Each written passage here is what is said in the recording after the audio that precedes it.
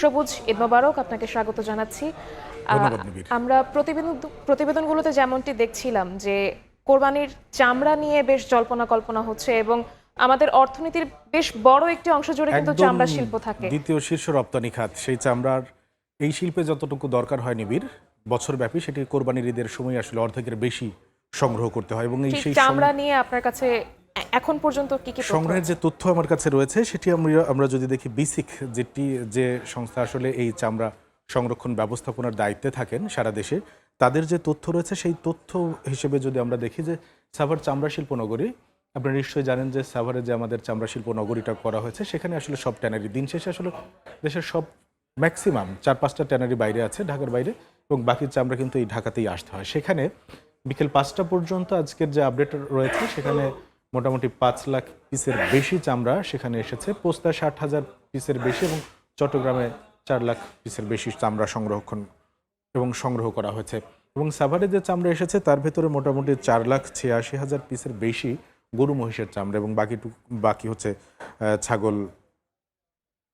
ছাগলের চামড়া। তো এখানে যে চামড়াগুলো সংরক্ষণ করা হয়েছে, আমরা যেটা এবার দেখেছি যে সংরক্ষণের যে লক্ষ্যমাত্রা, এবং প্রতিবারই সেই লক্ষ্যমাত্রার কাছাকাছি যাওয়া হয় এবং সংগ্রহের যেটুকু লক্ষ্যমাত্রা ধরা হয়, সংরক্ষণ জটিলতার কারণে কিন্তু সেটা পৌঁছানো সম্ভব হয় না। তো সেই জায়গাটা থেকে কিন্তু আমরা যেটুকু ট্যানারি মালিক পৃথকভাবে কথা বলেছে এবং ট্যানারি যে অ্যাসোসিয়েশন রয়েছে তাদের সাথে কথা বলেছি, তারা যেটা বলেছেন যে লক্ষ্যমাত্রা অর্জন হয়েছে, যদি না হয় খুব কাছাকাছি হয়েছে, খুব দূরতম জায়গায় তারা নেই।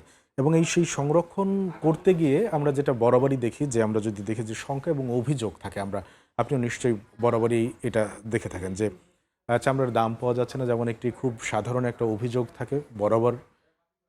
মৌসুমী ব্যবসায়ী এবং ফরিয়া যারা, তারা এই অভিযোগটি করে থাকেন। এবং এবার যেটা হচ্ছে যে বিটিএ, বাংলাদেশ ট্যানার্স অ্যাসোসিয়েশন, যেটা বলছে 10 থেকে 15% চামড়া সর্বোচ্চ নষ্ট হতে পারে, যেটি হচ্ছে সংরক্ষণ জটিলতা, গরমের কারণে, অর্থাৎ নির্দিষ্ট সময়ের মধ্যে আসলে ট্যানারিতে না আসা বা আড়তে না আসার কারণে। যেহেতু আমরা দেখছি যে ঢাকার বাইরের চামড়া ঢাকায় আসার কথা ছিল না, লবণজাত ছাড়া কাঁচা চামড়া, সেখানে সেই চামড়াগুলো এসেছে, নিশ্চয়ই সেই চামড়ার গুণগত মান নষ্ট হয়েছে, যেটা 10 থেকে 15%-এর মধ্যে পড়ে গেছে। ল্যাম্ফি ডিজিজ আক্রান্ত, এটি আমাদের আসলে যে গবাদি পশু রয়েছে, গরু, তাদের এই ভাইরাস আক্রান্ত হওয়ার কারণে চামড়া এক ধরনের গুটি গুটি দাগ এবং সেটি পরবর্তীতে ফেটে গিয়ে ক্ষত সৃষ্টি হয়। এবং এই চামড়া আসলে দিন শেষে ট্যানারি মালিকদের যে কথা, সেটি আসলে তারা তেমনভাবে কাজে লাগাতে পারে না, অর্থাৎ সেটির পণ্য তৈরিতে কিংবা এক্সপোর্টের ক্ষেত্রে কোনোভাবেই লাগাতে পারে না। তো এই দুইটা ক্ষতি কিন্তু তারা কাটিয়ে ওঠার চেষ্টা করছেন। এবং ল্যাম্ফি আক্রান্তের এই ক্ষতিটা কিন্তু আসলে ট্যানারি মালিকরা কাটিয়ে উঠতে পারবে না, এটি সরকারকে দায়িত্ব নিতে হবে। এবং প্রাণী সম্পদ যে অধিদপ্তর আছে, সেটি হচ্ছে এই ভাইরাসের যে ভ্যাকসিন আছে, সেই ভ্যাকসিনটা দিয়ে আসলে গবাদি পশু লালন পালনের জায়গা থেকেই কিন্তু এইটা কমাতে হবে। এই ক্ষতিটা যদি কমাতে না পারে, তাহলে কিন্তু আগামী বছর যে চামড়া সংগ্রহ করা হবে, সেই চামড়ার কিন্তু অধিকাংশই আসলে সংরক্ষণ করে ব্যয় করা হবে লবণজাত করে, কিন্তু সেটি দিন শেষে আসলে খুব কাজে লাগবে না। তো নিবিড়, আমরা আসলে যে এই যে কোরবানির ঈদে যে দুইটা বিষয় বড় দাগে কাজ করে, একটা হচ্ছে চামড়া সংগ্রহ আর একটা হচ্ছে বর্জ্য ব্যবস্থাপনা। তো আমরা বর্জ্য ব্যবস্থাপনা নিয়েও কিছু আলোচনা করতে চাই। রাজধানীর বেশিরভাগ এলাকা কোরবানির পশুর বর্জ্যমুক্ত হলেও কিছু জায়গায় দেখা গেছে বর্জ্য, এ নিয়ে ক্ষোভ দেখা গেছে আশপাশের বাসিন্দাদের মধ্যে। এদিকে বর্জ্য অপসারণ কার্যক্রম পরিদর্শন করে ঢাকা দক্ষিণ সিটির প্রশাসক আব্দুস সালাম বলেছেন, অনিয়মের অভিযোগ পেলে ব্যবস্থা নেওয়া হচ্ছে। মূল সড়কের পাশেই কোরবানির পশুর পরিত্যক্ত চামড়ার স্তূপ, দুর্গন্ধ ছড়িয়ে পড়ায় পথচারীরা পার হচ্ছেন নাক চেপে। রাজধানীর উত্তর বাসাবোতে এমন চিত্র দেখা যায় ঈদের দ্বিতীয় দিনে। এলাকাবাসীর অভিযোগ, ঈদের দিন থেকে পড়ে আছে চামড়ার বর্জ্য। পরিচ্ছন্নতা কর্মীরা আসেন শুক্রবার সকালে। বর্জ্যের এমন স্তূপ চোখে পড়ে রাজধানীর আরও কিছু পয়েন্টে। তবে বেশিরভাগ এলাকার বর্জ্য ব্যবস্থাপনা নিয়ে সন্তুষ্ট স্থানীয়রা। দুর্গন্ধ হয়ে গেছে সত্য কথা। তবে এই যে গাড়ি আসছে, এখন ওনারা চামড়া নিয়ে যাবে। তবে সিটি কর্পোরেশন লোকে ওরা, আমি দেখছি কর্মীরা খুব চেষ্টা করছে। কর্তৃপক্ষদেরকে আমি আবেদন করবো যে তাড়াতাড়ি এটাকে সরানো উচিত। ঈদের দ্বিতীয় দিনেও কোরবানি করা পশুর বর্জ্য অপসারণেরও প্রস্তুতি রয়েছে তাদের। আবার কুরবানি দিছি, এইটা আজকে আবার ক্লিয়ার করে ফেলাইছি। রাজধানীর শাহজাহানপুরে বর্জ্য অপসারণ কার্যক্রম পরিদর্শন করেন ঢাকা দক্ষিণ সিটির প্রশাসক আব্দুস সালাম। বর্জ্যের স্তূপ দেখে জড়িতদের বিরুদ্ধে তাৎক্ষণিক ব্যবস্থা নেন তিনি। হাটের অনুমতি দিয়েছি আমরা এখানে। আজকে সারা শাহজাহানপুরের প্রত্যেকটা অলি গলিতে তারা সেটাকে বিস্তার করেছে। এটা তো হাটের কোনো কন্ডিশন না। জামানত বাজেয়াপ্ত হোক, ফাইন হোক, একটা কিছু তো অবশ্যই হবে। শুক্রবারের মধ্যে সম্পূর্ণ রাজধানী বর্জ্যমুক্ত করা হবে বলে দাবি ঢাকা দক্ষিণ সিটির প্রশাসকের। আসিফ মোহাম্মদ সিয়াম, সময় সংবাদ, ঢাকা।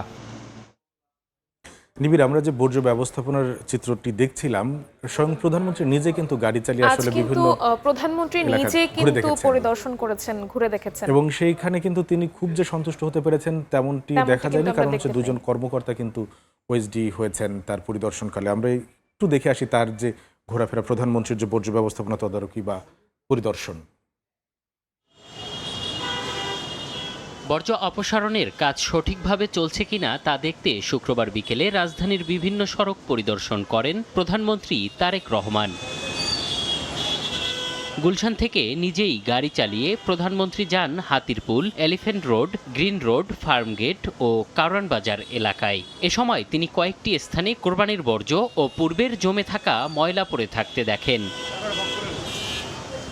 পরে ঢাকা উত্তর ও দক্ষিণ সিটি কর্পোরেশনের 2 আঞ্চলিক নির্বাহী কর্মকর্তাকে দায়িত্ব অবহেলার কারণে তাদের বিরুদ্ধে বিভাগীয় ব্যবস্থা গ্রহণের নির্দেশ দেন।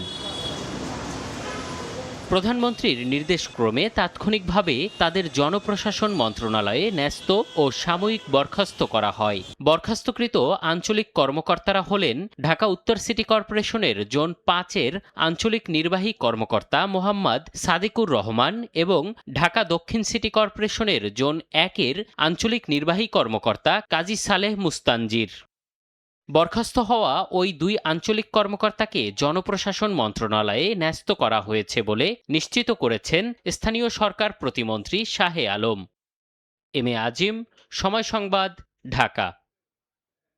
নিবিড়, আমরা যেটা দেখছিলাম যে প্রধানমন্ত্রী স্বয়ং যখন বর্জ্য ব্যবস্থাপনা পরিদর্শন করেন, অর্থাৎ নগরবাসীকে স্বস্তি এবং স্বস্তিদায়ক একটি ঈদ উপহার দিতে চান, সেটি কিন্তু সাধারণ মানুষ হিসেবে সাধারণ জনগণের কিন্তু একটি বড় পাওয়া। কারণ এর আগে আমরা এরকম চিত্র দেখেছি এরকম বলে কি চিত্র মনে আমাদের দেশে পড়ে না। আমি বলতে গেলে এটা প্রথমবার আমরা দেখলাম যে একজন প্রধানমন্ত্রী নিজে বর্জ্য ব্যবস্থাপনা পরিদর্শন পরিদর্শন করছেন। নগরবাসীকে আসলে যে প্রতিশ্রুতি দেওয়া হয়েছিল 2 সিটি কর্পোরেশনের পক্ষ থেকে, সেটি আসলে কতটা বাস্তবায়ন হলো।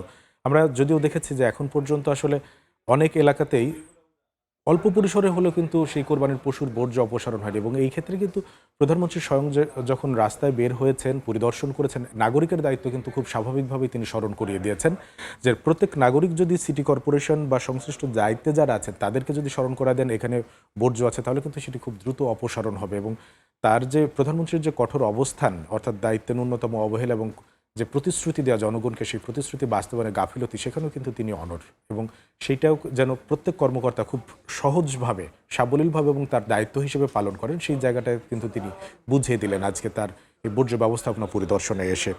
এবং আমরা বরাবরই আসলে সব শেষে যে কথাটা বলা যায় যে এই ধরনের যখন কোনো কার্যক্রম আসে দেশব্যাপী বা বড় ব্যাপ্তি, যেখানে যে কার্যক্রম, সেখানে কিন্তু জনগণের অংশগ্রহণ, স্বতঃস্ফূর্ত জনগণের অংশগ্রহণ এবং জনগণের সহযোগিতাটা আসলে যারা দায়িত্বে থাকেন তাদেরকে কিন্তু খুব সহজে সেই কাজগুলো শেষ করতে ব্যাপকভাবে সহযোগিতা করে। এবং এটি আসলে জনগণের কাছে সরকারেরও কিন্তু প্রত্যাশা, জনগণ এগিয়ে আসুক, সরকারি কর্মকর্তা সেখানে তাদের দায়িত্ব সুষ্ঠুভাবে পালন করুক এবং দিন শেষে আসলে যে আকাঙ্ক্ষার যে জায়গা, সেটি আসলে জনগণ পাক। নিবিড়। সবুজ, একদমই তাই। আপনাকে অসংখ্য ধন্যবাদ। আমাদের সাথে চামড়া শিল্প এবং রাজধানীর বর্জ্য ব্যবস্থাপনা নিয়ে বিস্তারিত আলোচনার জন্য যুক্ত হয়েছিলেন আমাদের সহকর্মী কামরুল হাসান সবুজ।